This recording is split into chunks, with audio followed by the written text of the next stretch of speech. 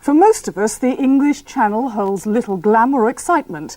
It's simply the shortest distance between Dover and Calais. Once across, we turn our backs on it in search of more exotic parts. But what of the thousands of people for whom the Channel is their workplace? Robin Gibson's been to meet some of them. Dawn at Dover's hoverport, and the great British invention is woken from its slumbers. Long before the trippers and holidaymakers arrive, the crews are at work checking that the Channel's fastest mode of ferry transport is ready to go. Decades after its invention, no one is still quite certain whether it's a ship or a plane. Not even the man at the controls, whatever his title. Hovercraft captain, I would say.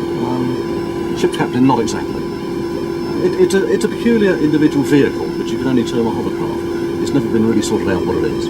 And how does somebody become the pilot or whatever you are of a hovercraft? Well, we start here all with marine backgrounds. Nearly all of us have a Master Mariner certificate, foreign going Master Mariner certificate. We join as a second officer, where you become a flight engineer on a craft, and we may sit there for 6 months, or it could be many years. You then work up to be a first officer, which is the navigator. He sits in the back and does all the navigation, collision avoidance, etc.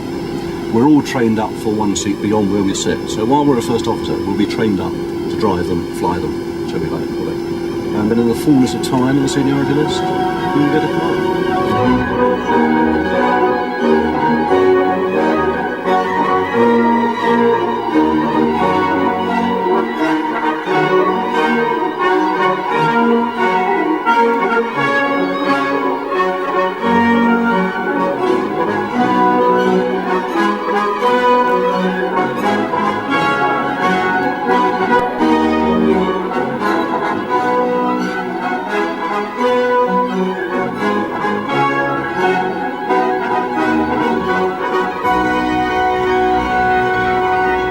On the flight deck, the loneliness of command is at least accompanied by a comfortable seat in a swell.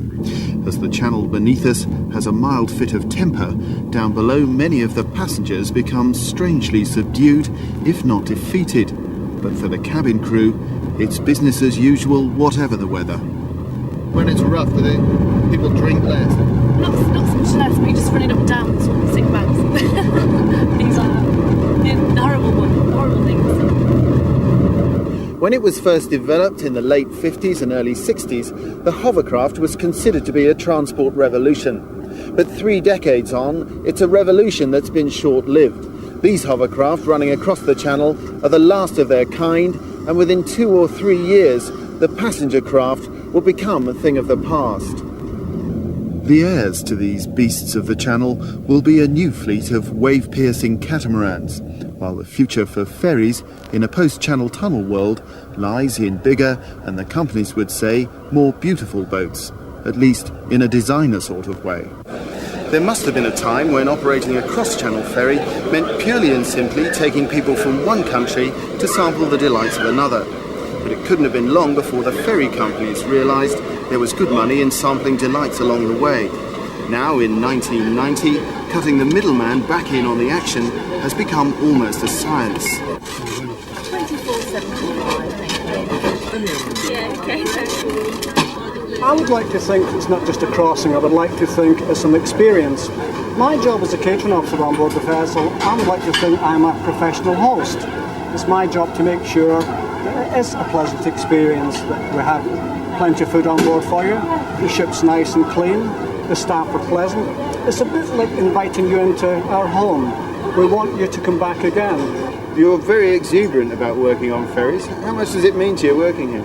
It's everything. I mean, the job is also my home. I mean, if I'm happy here, I'm going to be happy at home, and if I'm happy here, the customers are going to be happy as well. Being exuberant is a bit infectious, isn't it? If you like doing what you're doing, the staff round about you normally feel the same. And if they feel that way, it doesn't take long for the people this side of the counter to know that we're sincere. It's important to all of us that it works.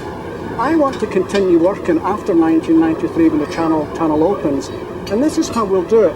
I often describe it as something like a floating airport departure lounge. And of course we have the duty-free shopping facilities which you also find in the airports. And of course the whole 15,000 tonnes is on the move as well, which makes it slightly different to anything else. And those clear day, you're alright.